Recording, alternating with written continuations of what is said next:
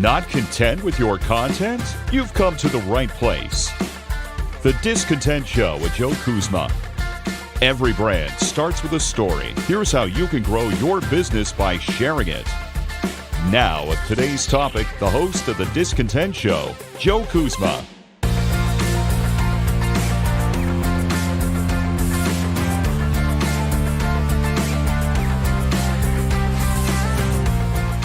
Hello, everyone, and welcome to The Discontent Show. My name is Joe Kuzma, and I'm here to give you some tips and tricks on your content marketing, more specifically today, social media marketing. I've just been speaking with a few clients, some that are, in the process of doing something brand new, never been on social media, or in the case of rebranding or opening a brand new business, new storefront, whatever may be the case. They were asking me some questions like, when's the right time to get started posting on Facebook or posting something to Instagram, or even just finding out whether or not you should be involved on Twitter. I had an episode not too long ago that may have been similar, but this was something that, being fresh in my mind right now is something that I wanted to cover on today's show because I feel it's still a very important topic. And of course, when you go back in the archives, sometimes things get lost. But speaking of the archives, back then, I had maybe several months ago an episode that talked about my favorite marketing mottos and or taglines. They're things that I really live by. And one of those, it seems just so stupid, actually, just really dumb, but so easy, is the famous Nike slogan of just do it. And that's kind of the case of what you got to do with social media when you're getting started on this type of stuff. I know in this case, maybe a client that's waiting for a website, waiting for a store, there's nothing wrong with putting out some teaser type information. Now, of course, there's things that, you're worried about doing the wrong thing, and we can't worry about doing the wrong thing. You just have to do it. You just have to go out. And you learn sometimes by making mistakes. Now, of course, some of those mistakes are you don't want to pick fights with people on social media. You don't want to get involved in hot button topics such as politics or religion or anything of that nature. So you stay away from those sorts of things. You stay to things that are relevant to your business. And it doesn't mean you can't do things that are fun, that help engage yourself with a potential audience. But what you're doing here is you're kind of getting out in front of everything else. And because Facebook is kind of its own contained deal, or Twitter is its own kind of contained platform, et cetera, you don't have to wait for anything else in order to start moving on some of those things. You could start talking about coming soon or a grand opening or anything of that nature that's going to benefit you and start, of course, if you're on Facebook, if you're starting from scratch, on any of these platforms, really, but Facebook, let's start there. Facebook is going to be something where your immediate, probably people that are going to like your page are people that are in your immediate circle. They're your circle of friends and family, or maybe friends of friends, and then it starts to amplify, as we call it. It starts to spread your reach a little bit more. That circle is going to start to grow, and certain bubbles are going to overlap, and it's going to help you in the long run. So there's really no reason to not get started on that right away. I get asked about what kind of things should I be posting to Facebook. You could post announcements. You can inform people of certain things that are going on. You can educate them about your business or different things that may pertain to your business and or services. I bring up baking a pizza, for example. You can say, hey, this is the reason why these type of cheeses are used within our pizzas that we bake. Very simple, but you know what? Informative, and you never know who's going to share or like that, or if that's going to resonate with somebody and make them come and purchase your product or service. So keep that in mind. A photo of that pizza, just staying on the pizza shop topic, perfect. And you know what? That kind of works if you end up on Instagram too, which is kind of tightly interwoven with Facebook, since Facebook now owns Instagram. Unfortunately, with Instagram, you can't really share links. You could do that with Facebook, but if you don't have a website that's already up, you probably don't have a blog either. And a blog is a very important thing that I have as one of my 5 pillars along with the social media, because it brings people to your website. You own and control your website and the content that's on it, and it doesn't go anywhere. So when someone's looking for that post that they shared on Facebook last week and it's buried among all kinds of cat photos and photos of kids and grandchildren and things of that nature, and then you know what I mean there. But they will maybe remember your business name or know that they can go to your website in the future when that's launched and find that type of information. But that's really only for if you're capable of posting links back to that. Of course, if that's not an option or you don't have a website, you can't do that. And of course, all of these things work too. If you never even plan on having a website and you just have a Facebook page. But of course, as you know, if you're a frequent listener here for the Discontent Show, I strongly advocate having as many platforms that you own or control on your own, such as your email newsletters,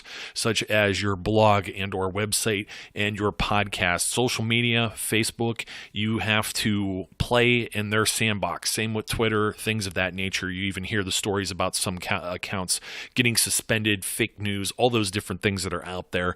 So you can play by your rules on your own website. Of course, play nicely or you may not build that audience. Now, I mentioned photos, a big thing. You know, when you have photos, you don't have to dump everything into a gallery. This is, again, something that I talk about with whether or not you want a pile of content to draw from or if you want to just blast all of it out at once.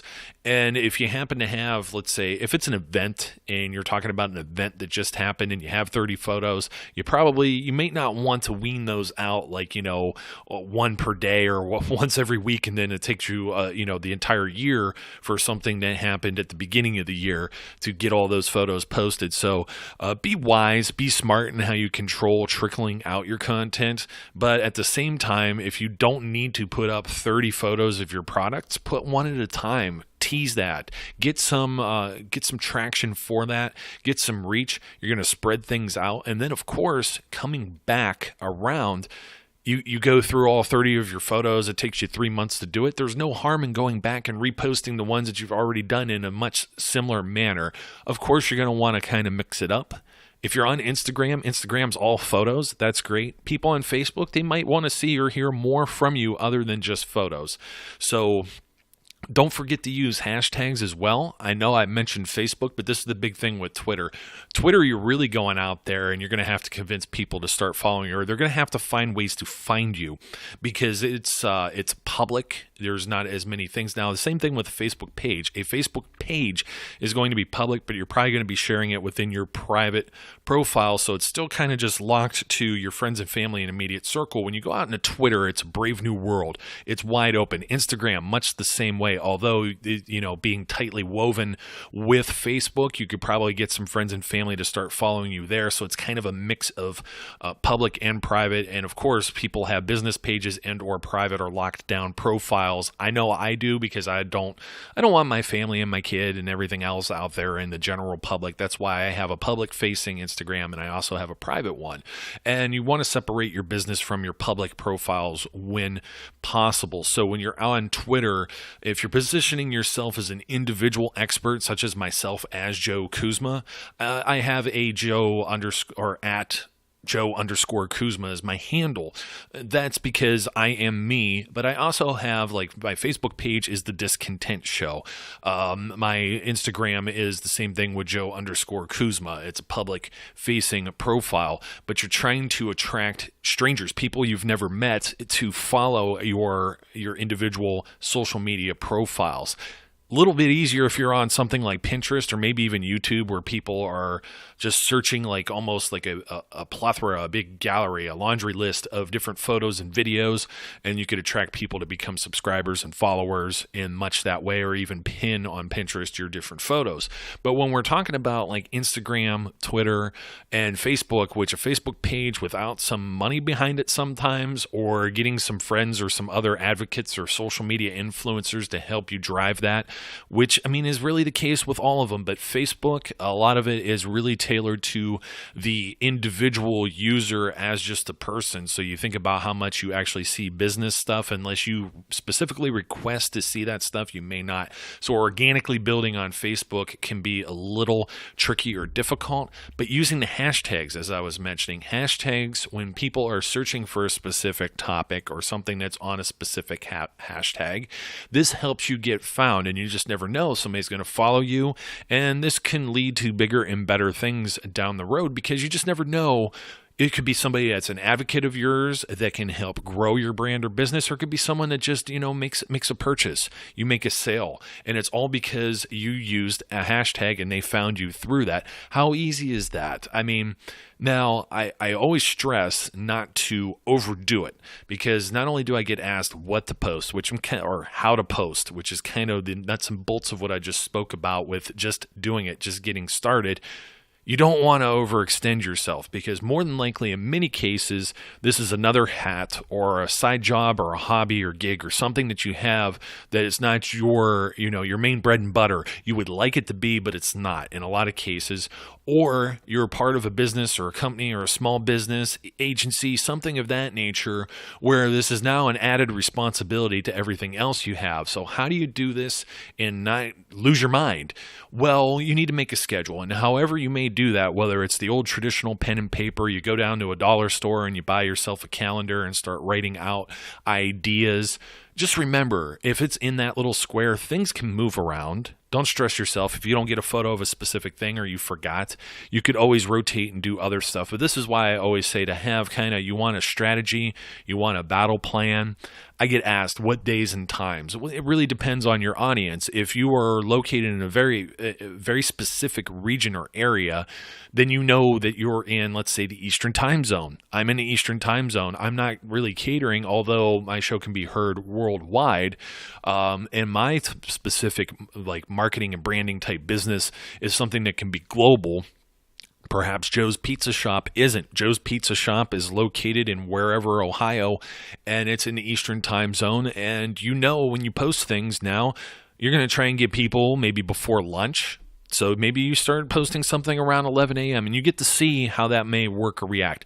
You catch people when they're coming home around 5 or 6 o'clock. You can catch people at night, maybe around 9 o'clock. But if you're working on something that's more nationwide, on a national scale, then you have to take those considerations with the time differences as well. And you're going to find what works out best for you. You may even find people that are only up at 2 in the morning.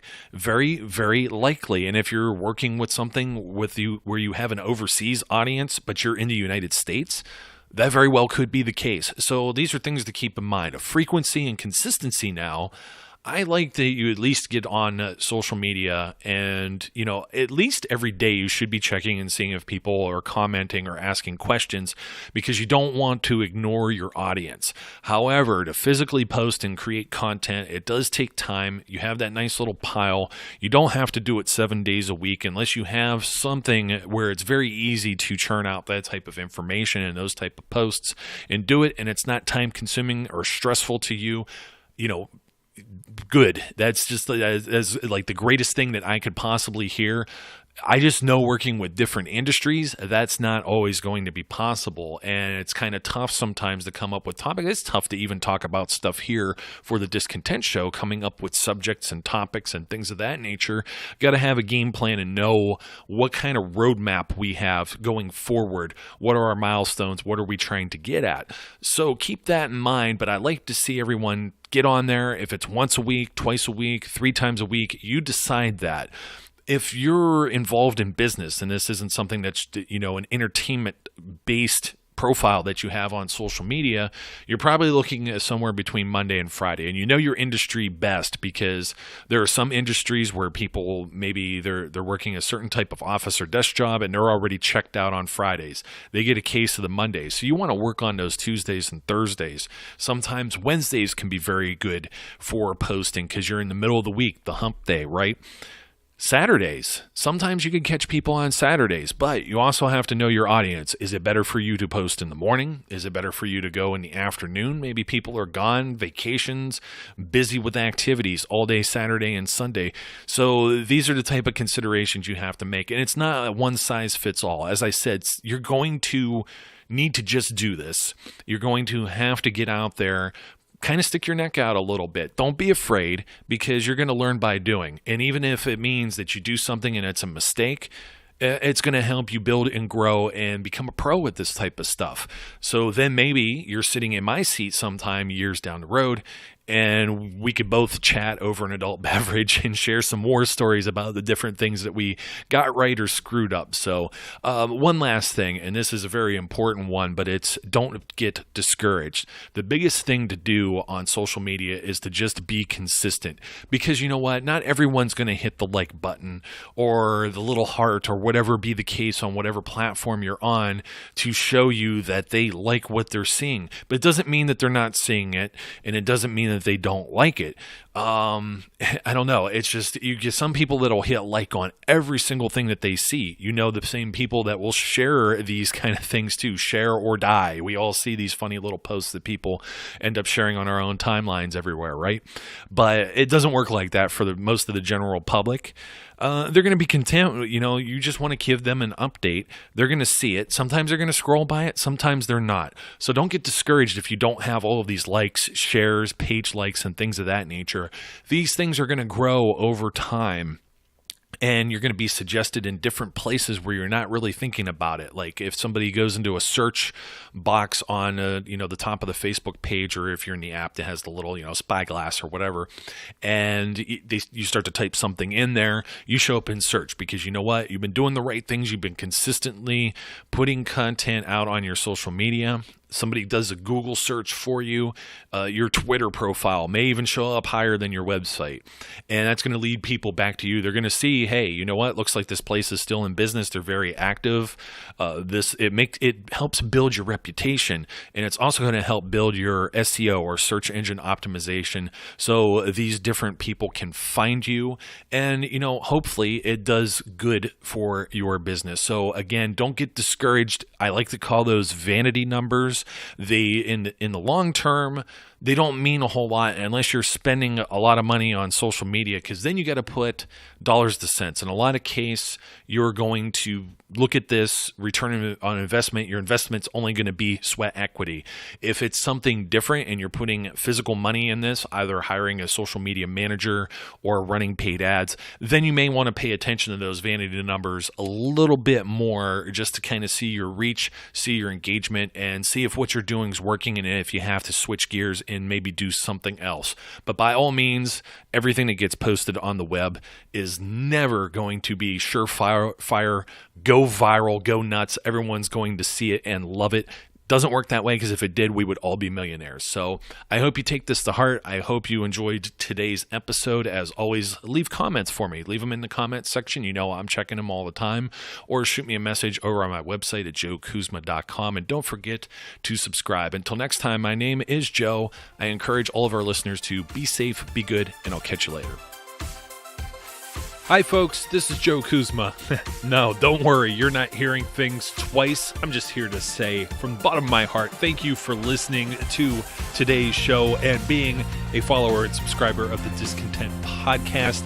And I want to remind you that if you're interested in more information about all the various things it is that I do, whether it be about this show, content marketing, or you want to ask a question, you may visit me at joekuzma.com. That's JOEKUZMA.com. Or you can follow me as well on Facebook. Make sure you get the page and not the personal profile. Sorry, it's only for friends and family. Also on Twitter at Joe_Kuzma, LinkedIn or Instagram. Also, don't forget, if you haven't already, subscribe, whether that be on iTunes, YouTube, or your favorite podcast provider, so you don't miss out on any of the great episodes that we have. Once again, thank you again for your support, and I look forward, as always, to speaking and interacting with each of you again soon.